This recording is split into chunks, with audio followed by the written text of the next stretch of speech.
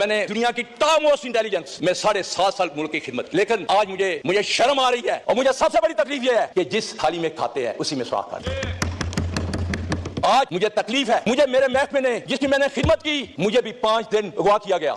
मैं ऊपर अल्लाह के नाम लिखे हुए हैं, झूठे पे अल्लाह ने लानत भेजी हुई है। मैं जो बात कहूंगा एक सही बात करूंगा। कल मैं अपने प्राइम मिनिस्टर साहब का इंटरव्यू देख रहा था जो चाइनीज जर्नलिस्ट को दिया। खुदा की कसम, मैं एक जिंदा का बेटा का मेरा शर्म से झुक गया कि हमारी मदद करो, पाकिस्तान तबाह हो रहा है। ये इंटरव्यू था, आप सुन लें। ड्रामा एक देख रहा था, इफ्तार ठाकुर कितनी खूबसूरत बात की, कहना ये दुबई अपना हो गया, साड़ा दुबई साड़ा है। वो चाक लेके गया, अभी पाकिस्तानी का कार है, अभी पाकिस्तान का कार है, अभी पाकिस्तान का कार है। हमें शर्म ही नहीं आती, पैसा लूट कर बाहर ले जाए और कहेंगे जी मुल्क, और दूसरे आपको कर्जा देंगे। क्या आपने मेरी माँ को, पाकिस्तान मेरी माँ है, मादरे वतन है, इसको भिखारी बना दिया है? क्या आप में से कोई मुअज़्ज़ज़ आदमी बाहर खड़ा होकर चौक में भीख मांगना चाहेगा? सबसे पहले तो मैं अपना इंट्रोड्यूस करना चाहता हूँ। आसिफ ख्वाजा साहब बहुत अच्छी तरह जानते हैं, अल्लाह के फजल करम से और नबी आखिर ज़मां की रहमत से और अपने हल्के के अवाम की अक्सरियत से अल्लाह ताला ने सही फॉर्म 45 जनून से मुझे इस हाउस में भेजा और इसके गवाह ख्वाजा साहब खुद होंगे, पूरी नून लीग होगी।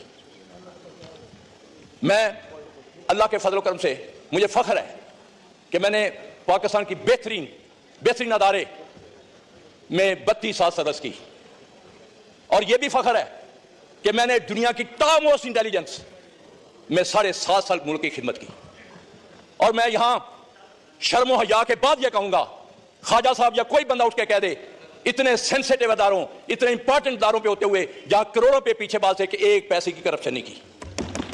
और मुझे फख्र है और मेरा महकमा भी इस चीज को मानता है, लेकिन आज मुझे गिला है, मुझे शर्म आ रही है कि अल्लामा इकबाल के शहर में शर्म और हया का फुकदान है। जो रियाना डार के साथ हुआ, जो उसकी फैमिली के साथ हुआ, वो तरीक का एक स्याह बाप बन चुका है। मैं दोबारा रिपीट करता हूं, वो शर्म और हया के साथ सियालकोटी तरीक का स्याह बाप बन चुका हुआ है। उसके बाद हमारे घरों में ख्वाजा साहब उठकर कह दे, अजीम नूरी जैसा शीफ नफ्स सोमो सलात का पाबंद, उसके घर रात के 2-3 बजे पुलिस दाखिल होती है, बच्चियों को बंद करा जाता है और आज तक शर्म हया के वो एक दफा मजम्मती लफ्ज नहीं कहे, जबकि मैंने ख्वाजा साहब खड़े होकर कह दें कि इनके लिए आवाज उठाई थी कि नहीं। आज मुझे तकलीफ है, मुझे मेरे महकमे ने जिसकी मैंने खिदमत की, मुझे भी 5 दिन अगवा किया गया। मैं ऊपर अल्लाह के नाम लिखे हुए हैं, झूठे पे अल्लाह ने लानत भेजी हुई है। मैं जो बात कहूंगा एक सही बात करूंगा। एक दफा जब हम बड़े सरकदार थे, यही ख्वाजा साहब रिश्तेदारी पुराने तलकात का पहाड़ जोड़ते थे। और मुझे सबसे बड़ी तकलीफ यह है कि जिस थाली में खाते हैं उसी में सुराख करते हैं। हम गुलाम नहीं हैं, हक सच बोलने वाले हैं।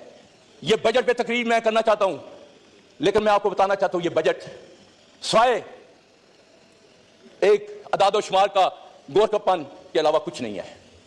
मैं कौन सा फील्ड लूं?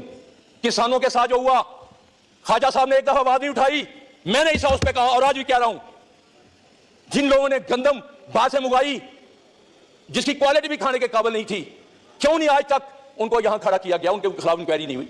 एक सेटी को चंद बंदों को सजा देकर सस्पेंड करके कहते इंक्वायरी हो गई। मैं स्पीकर साहब इस हाउस में आईपीपी जो हमारी हड्डियां निचोड़ गया है, जो गरीबों का खून निचोड़ गया है, क्या स्पीकर साहब आपकी तवज्जो 2 मिनट चाहता हूं। डिप्टी स्पीकर साहब मैं बैठ जाऊं? स्पीकर साहब, आईपीपी कौन सा मुल्क है? उनको लाइन चेहरों के यहां वजीर जो एनर्जी है वो आकर बताए कि उसमें कौन कौन से हिस्सेदार हैं। 125 पैसे के पैसे आप दे रहे हैं ख्वाजा साहब, जबकि प्रोड्यूस 48 कर रहे हैं। जब कोई इंक्वायरी होगी तो उनमें 3 फैमिलियां आएंगी। जो बरसरकदार है, गरीब का खून चूसा जा रहा है। ख्वाजा साहब, मैं कल भी 2 दिन हल्के में था, लोग दुआएं दे रहे हैं इस हुकूमत को। हम यहां सिर्फ मुराद लेने के लिए बैठे हैं, उनकी कोई बात नहीं उठाता। जो ज़राअत का हाल किया इन्होंने, अभी तक लोगों की जो गंदम है खराब हो रही है। आड़ती से पैसे किसान लेकर अगली फसल बोता है, वो आड़ती उसको 20-21 रुपए से खरीद रहा है कि उसने अपने पैसे अगले मुंजी लगानी है।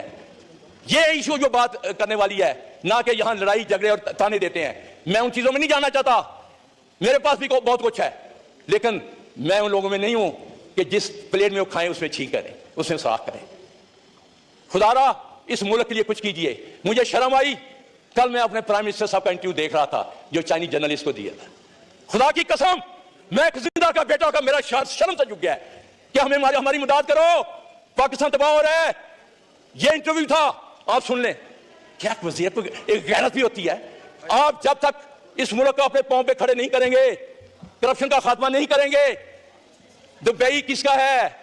उस दिन मैं ड्रामा एक देख रहा था, इफ्तार ठाकरे कितनी खूबसूरत बात की, कहना ये दुबई अपना हो गया, साड़ा दुबई साड़ा है। वो चाक लेके गया, ए भी पाकिस्तानी का कार है, अभी पाकिस्तान के कार है, अभी पाकिस्तान के कार है। और हमें शर्म ही आई नहीं आती।